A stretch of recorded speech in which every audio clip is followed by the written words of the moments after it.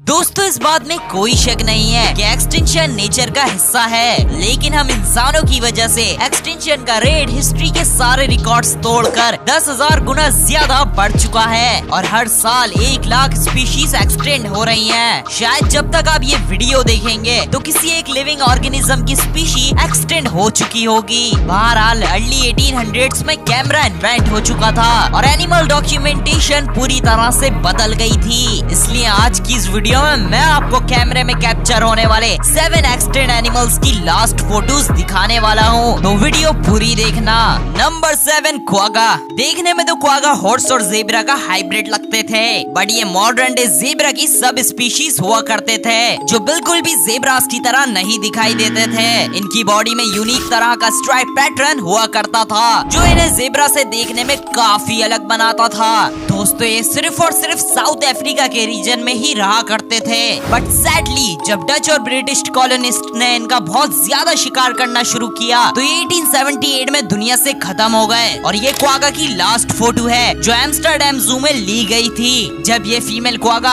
1883 में मरी तो जू ने सोचा क्यों ना दूसरा क्वागा मंगवाया जाए, बट उन्हें पता नहीं था कि क्वागा तो 1878 में ही दुनिया से खत्म हो गए थे। बहरहाल अब इनको दोबारा दुनिया में लाने की कोशिश की जा रही है जेब्रास की सिलेक्टिव ब्रीडिंग करके। Number 6 Barbary line.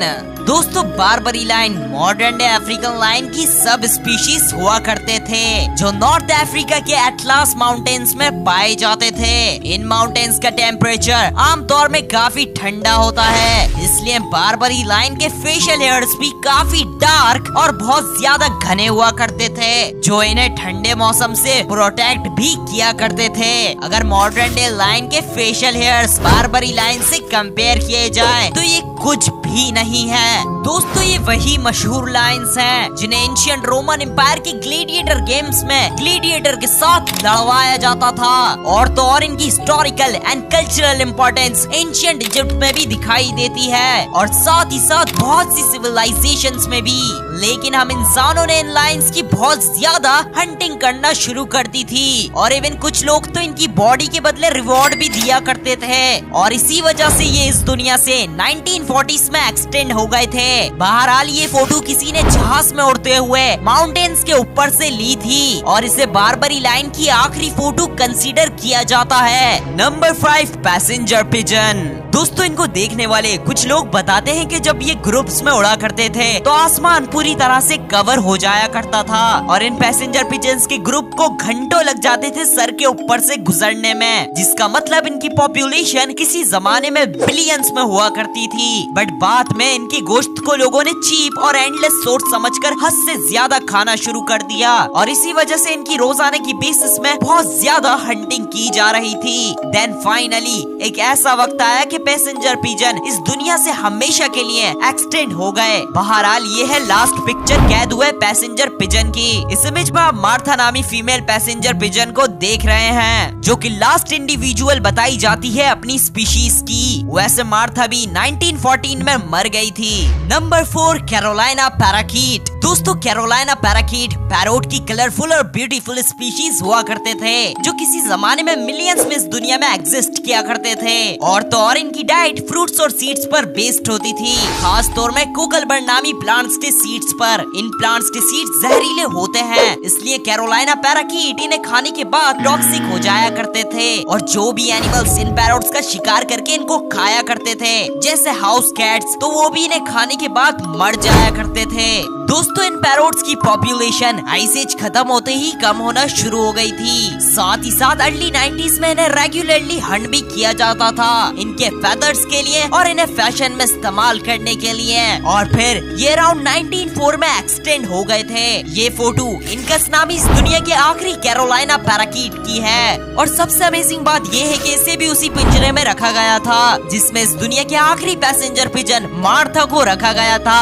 नंबर 3 थाला थैलासाइन। इस एनिमल को तास्मेनियन टाइगर भी कहा जाता है, लेकिन याद रहे इनका टाइगर से दूर का भी रिलेशन नहीं है। थैलासाइन देखने में डॉग्स की तरह दिखाई देते थे और बॉडी में टाइगर्स की तरह निशान भी होते थे, लेकिन ना ही ये डॉग्स थे और ना ही टाइगर्स, बल्कि ये मार्सुपियल थे। मार्सुपियल्स ऐसे मैमल्स को कहा जाता है जिनके बच्चे अपने शुरू के दिन मदर्स के पाउच में स्पेंड करते हैं। बहरहाल ये कार्निवोरस हुआ करते थे और अपने से छोटे एनिमल्स का अकेले शिकार किया करते थे। ये मॉडर्न डे ऑस्ट्रेलिया और तास्मेनिया में पाए जाते थे। थैलासाइन के एक्सटिंक्शन में बहुत से फैक्टर्स ने कंट्रीब्यूट किया था, जिनमें से एक वजह डिंगो नामी डॉग की एंशिएंट ब्रीड थी।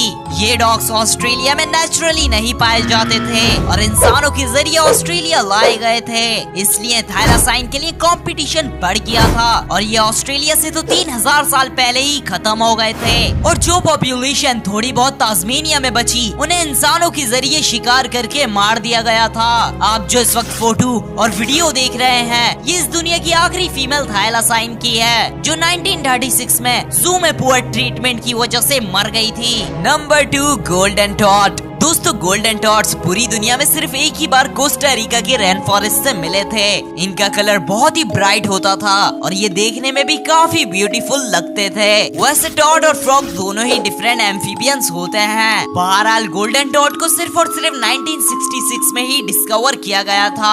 बाद में जब 1987 में इनकी पॉपुलेशन काउंट की गई तो वो बिल्कुल नॉर्मल थी, लेकिन ये जो फोटोज आप देख रहे हैं, ये इनकी लास्ट हेल्दी गैदरिंग थी, क्योंकि जब दोबारा 1988 में पॉपुलेशन काउंट की गई तो सिर्फ 10 से 11 ही गोल्डन टॉड मिले और फाइनली 1989 में जब एक और बार पॉपुलेशन काउंट की गई तो सिर्फ और सिर्फ एक ही मेल गोल्डन टॉड मिला। बहरहाल काफी तलाश करने के बाद इन्हें 2004 में एक्सटिंक्ट डिक्लेयर कर दिया गया था। इनकी इतने फास्ट एक्सटिंक्ट होने की एक वजह एम्फीबियन गाइट्रिड फंगस नामी बीमारी बताई जाती है। वैसे इस बीमारी की वजह से आज भी इस दुनिया से बहुत सी एम्फीबियंस की स्पीशीज खत्म होती जा रही हैं। Number 1, bubal hartebeest. Bubal hartebeest पहले हार्टी बीस्ट थे जिन्हें साइंटिस्ट ने पहली बार डिस्क्राइब किया था।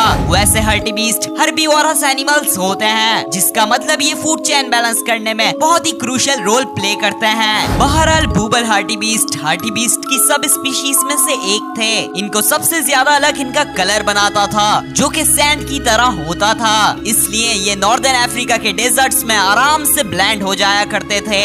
वैसे सबसे ज्यादा बारबरी लाइन का शिकार हुआ करते थे। 1830s में फ्रांस की अल्जीरिया में कॉलोनाइजेशन के बाद इनकी हद से ज्यादा हंटिंग होना शुरू हो गई थी और यही सबसे बड़ी वजह थी कि ये इस दुनिया से एक्सटेंड हो गए। बाद में 1917 में 15 बूबल हार्टी बीस्ट के ग्रुप को देखा गया, लेकिन इन्हें लोकेट करने वाला भी हंटर था, जिसने उस ग्रुप के 12 एनिमल्स को मार दिया था।